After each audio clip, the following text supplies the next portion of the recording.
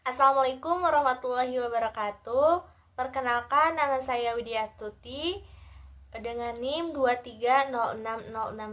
Di video kali ini, saya akan menjelaskan tentang negosiasi untuk memenuhi tugas mata kuliah Manajemen Keperawatan. Dosen pengampunya Ibu Haja Winani, S.Kep Nurse M.Kep. Kita mulai dari pengertian negosiasi. Negosiasi ini merupakan salah satu bentuk dari manajemen konflik di mana kedua belah pihak menyepakati sesuatu hal untuk memecahkan masalah.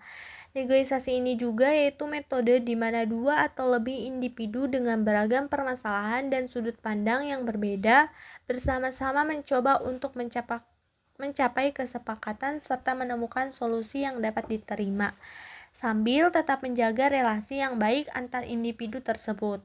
Inti dari negosiasi ini yaitu komunikasi yang dilakukan secara efektif.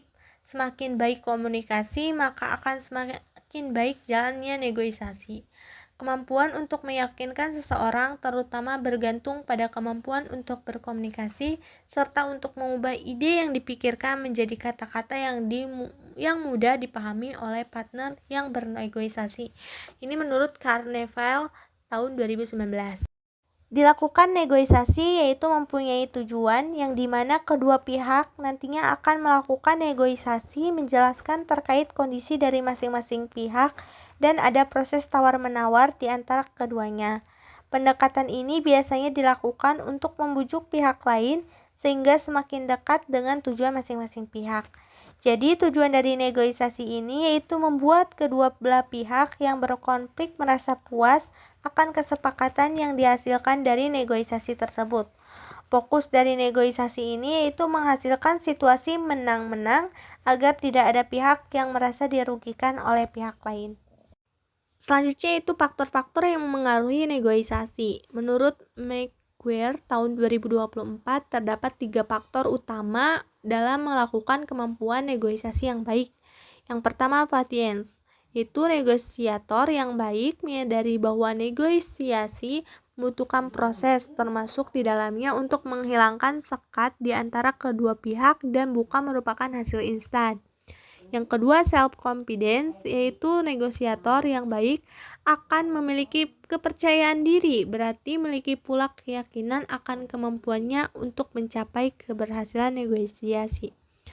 Yang ketiga, communication skill, yaitu negosiator yang baik akan melibatkan dua pihak. Negosiasi membutuhkan kemampuan komunikasi yang baik agar mampu menangkap pesan secara efektif. Komunikasinya terbagi menjadi 4 macam, yaitu komunikasi antar pribadi, komunikasi kelompok kecil, komunikasi publik, dan komunikasi massa. Di dalam masyarakat, komunikasi interpersonal merupakan bentuk komunikasi antar seseorang dengan orang lain untuk mencapai tujuan tertentu yang bersifat pribadi. Negosiasi juga memiliki karakteristik yang umum yang bisa kita lihat. Yang pertama, terdapat dua atau lebih pihak individu, kelompok, atau organisasi. Yang kedua, terdapat konflik kebutuhan dan keinginan antara dua pihak atau lebih, yaitu apa yang diinginkan adalah tidak selalu menjadi keinginan orang lain, dan para pihak harus mencari cara untuk menyelesaikan konflik.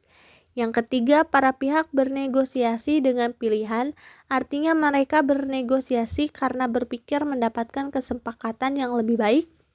Yang keempat, ketika bernegosiasi kita mengharapkan proses memberi dan menerima yang mendasar untuk diri sendiri. Dan yang terakhir, para pihak lebih suka bernegosiasi dan mencari kesepakatan daripada melawan cara terbuka. Satu sisi mendominasi dan satu sisi menyerah, memutuskan kontrak secara tetap atau membawa perselisihan mereka pada otoritas yang lebih tinggi untuk mengatasinya. Untuk langkah-langkah melakukan negosiasi yaitu orang yang melakukan negosiasi disebut negosiator. Seseorang negosiator harus memiliki wawasan dan keterampilan yang baik tentang permasalahan yang akan dinegosiasikan. Kalimat yang digunakan komunikatif, jelas, dan singkat. Untuk langkah-langkahnya, yang pertama, negosiasi dapat dibuka dengan mengucapkan salam, sapaan, atau perkenalan.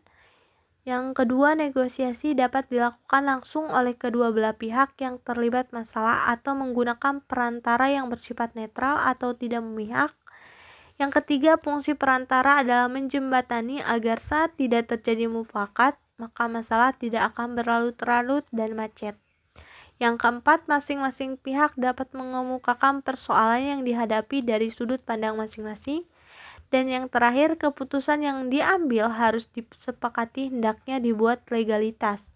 Untuk masalah yang belum dicapai kesepakatan, hendaknya dibuat perjanjian untuk membuat kesepakatan berikutnya. Baik, untuk pemaparan materinya cukup sampai di sini. Terima kasih atas perhatiannya. Mohon maaf apabila ada kesalahan dalam pengucapan atau penjelasan yang kurang jelas. Wassalamualaikum warahmatullahi wabarakatuh.